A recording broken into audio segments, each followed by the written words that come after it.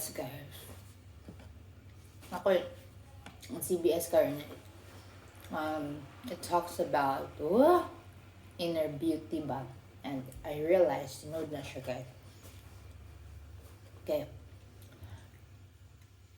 Kung anday ko,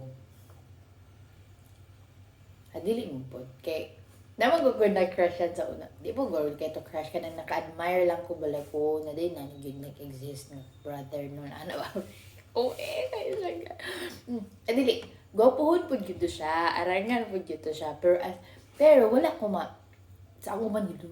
Go po dyan. Pero ako, at first, wala kayo na ko ma-appreciate na physical ba. Ito ko mga makamugiro. Mo ako ang kanang first na impression. Ba magambugiro?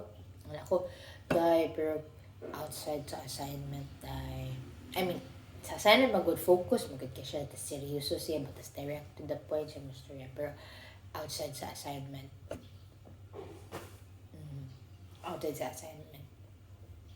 okay, butan dahil siya, like, mailan mo gano'n nimong butan nga, like, naturally butan siya or kapabutan-butan lang kay na uban. Kana ana ba?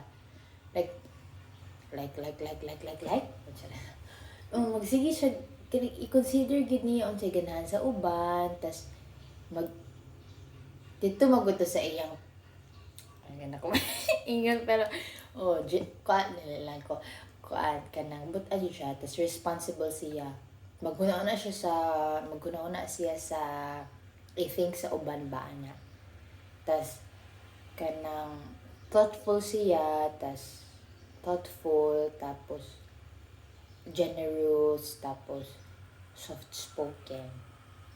Tas na-realize na ko lang kung tingali kanang inana ba, like may bukas sa person tungod sa iyang personality or sa iyang character. Tas makita nimo every time magkita mo, tas makita nimo kung unsa siya kabutan, like makanakulong ka unsa na mahulog tingali mahulog tingali ka ba no?